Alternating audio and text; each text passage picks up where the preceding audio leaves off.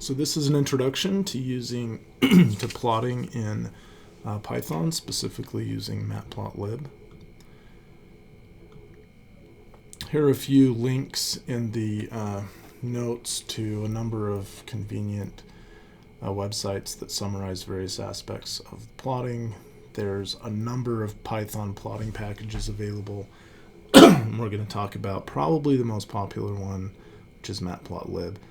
There's a few sites for frequently asked questions, a user guide, and recipes and other kinds of things.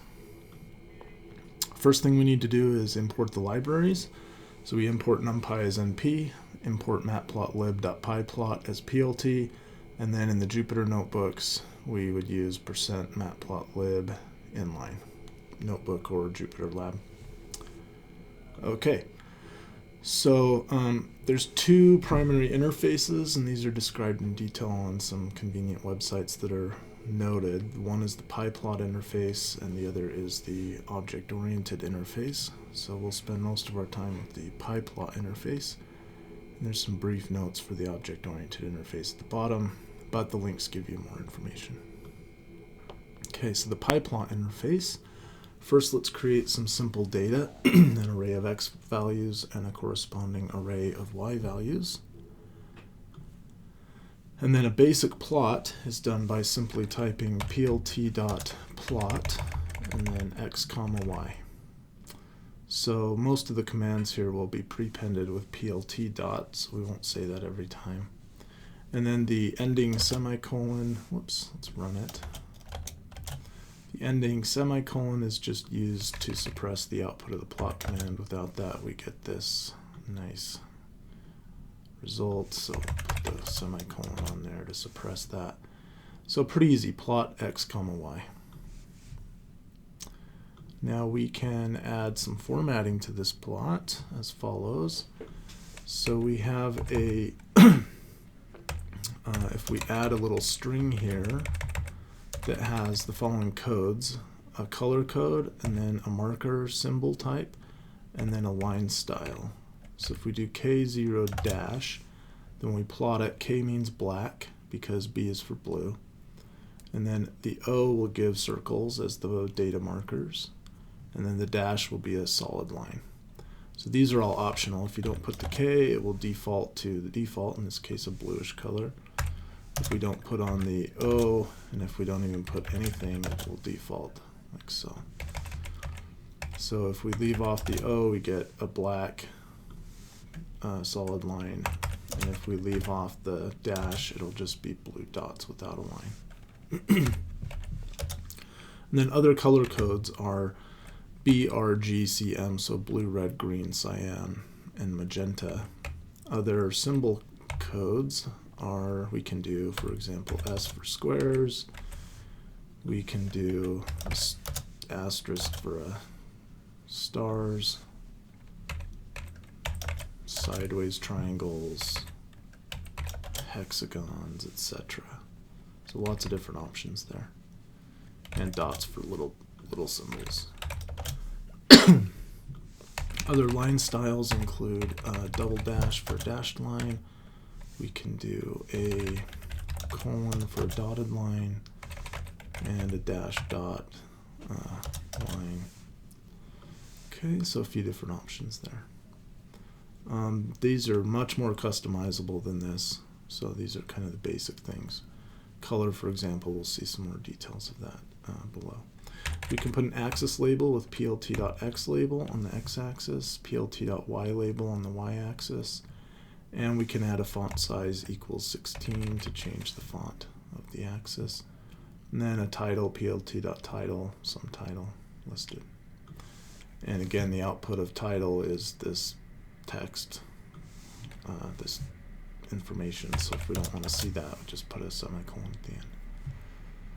Okay, so let's see. We can draw multiple curves on the same plot by simply issuing multiple plot commands. So if we issue one plot command and then another, it'll just keep adding lines to the plot. And then in this case, the color of the line is being specified with explicitly with the color argument. Color equals black, color equals blue. There's a whole bunch of colors available, and you can even use RGB colors. We can change the line width, for example. If we go 20, make it nice and fat. 5. You can see that, and then go back to what we had, which was 2. You can change the marker size. Here it's 6, put 16. It gets big markers, etc. So we have some control over these kinds of properties. We can change the scale. So the x, if we want the y-axis on a log scale, plt.yscale quote log, and the same thing works with the x scale. And we get an error or warning because some of the values were 0. It doesn't, logs don't work with 0. And we can change the limits of the x and y axis, so the bounds from 0 to 6 we can change with plt.xlim, and then in square brackets 0, 6, and ylim 0.1 to 10 is listed. We can edit our label to include Greek symbols and other LaTeX symbols using a raw string. So the R before the quote indicates a raw string, and then we can type a LaTeX formula, and that will then be rendered as math. So you can include Greek symbols and superscripts and subscripts. And again, we're changing the font size of those. We can put a legend on the curve. So if we do plt.legend, and then in the labels for the different curves, go in a comma separated list of strings. And these will be labeled in the same order that the plot commands were listed. And then the legend can have a font size. Frame on is true or false. We'll draw a box around the legend or not. And then you can specify a location code. In this case, lock equals upper left is putting it here. So there's a few options there. You can check out the help for the command to see more options.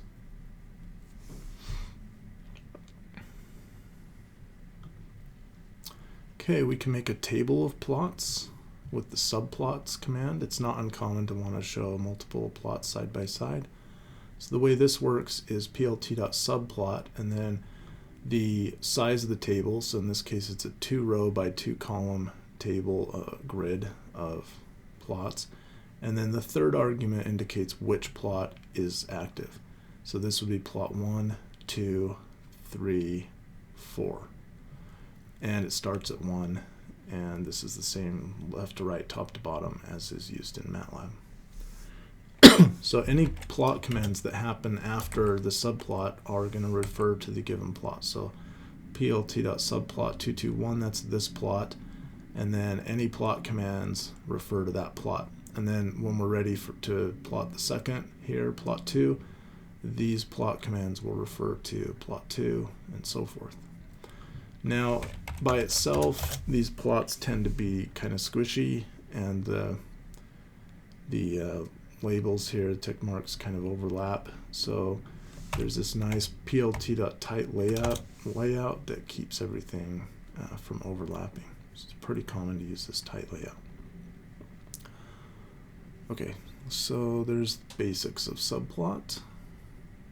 We can plot 3D data. So z is a function of x and y using a contour, for example. And there's other versions of these things that can be done, but we'll just look at contour. So let's look at some data that is 6 by 6 in the x and y directions, 100 points in each one, and then we'll make a grid of x points and a grid of y points. Now the contour command is what we'll use, plt.contour, and it takes x, y, and z. But each of these needs to be a matrix of x locations, a matrix of y locations, and a matrix of z locations. So we need x, y, and z at every one of the 2D points. So if we create a one-dimensional grid of x values, then we need to convert that and y values. Then we need to convert that to a two-dimensional grid of x values and y values. So x will be like 0, 1, 2, 3, 4, 0, 1, 2, 3, 4, 0, 1, 2, 3, 4. It just repeats from bottom to top. And meshgrid is a convenient function for that, for creating those matrices. So we can do xy as a meshgrid, the 1D x and the 1D y, and it returns the 2D matrix of x and the 2D matrix of y. And then we can create some z data, which is a matrix of values at every point in the domain, and then simply call contour xyz. The 20 is how many contours we want, and then there's contour, which gives lines as contours, and then contour f, which fills in between the contours, so f for filled. And we can put on a color bar there so that we can see the scale. Here I've got two subplots side by side. The data here both go from 0 to, well, -3 to 3, so you can see they're not on a uniform square grid. You've got to work a little harder to force the plots to be to have a geometric representation that matches the numerical representation. So that's a basic contour plot. Okay, there's also, besides the PyPlot interface, there's an object-oriented interface and a couple of links to that. This figure is very helpful for trying to understand this. It comes from the Matplotlib website. And you can see the different portions. The key portion of a plot, however, is the axes. And most of the things are accessed through the axes function. So here we can import some more boilerplate and create an X array and then 4 different Y plots. And here's just a simple example as a reference that shows the use of this. So before, where we would have done plt.xlabel, we're now going to see axes referring to the particular plot.set xlabel, set ylabel, set xlim, set ylim. And most of these things are prepended with the particular axis that we're interested in. So this kind of makes a pretty plot and is a nice starting place for further edits to the results. Okay, and we'll stop there. Brief intro to plotting in Python with Matplotlib.